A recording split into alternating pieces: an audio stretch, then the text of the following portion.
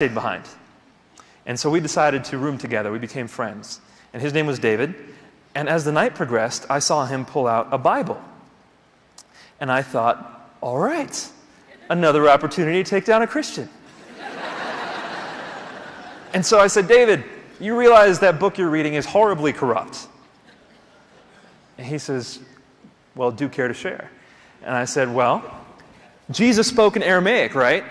And then the early church spoke Hebrew, so already whatever they're talking about is a translated version.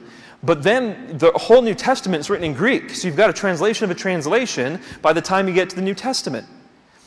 But not only that, the main Bible, the one that the church used for the longest period of time, was the Vulgate. It was the Latin version. For over 1,000 years, they used the Latin version, so you got a translation of a translation of a translation.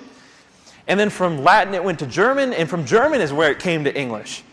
And that's why you have the ESV, the NIV, the NASB, the who knows what V.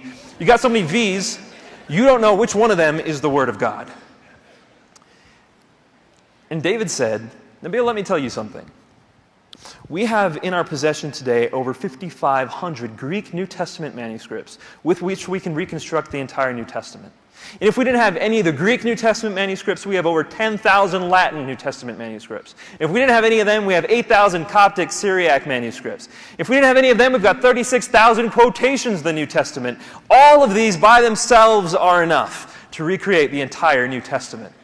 And the people who wrote the New Testament were the disciples, and these people were multilingual. They could understand Aramaic, they could understand Greek, they could hear in one and write in another without losing the message whatsoever. I said, David, you're making this stuff up. Because I've talked to so many Christians and not a single one of them has said that before. And he said, try me. Let's do it. Let's study this together. Let's look into these things together. And I said, let's do it. And so we became friends.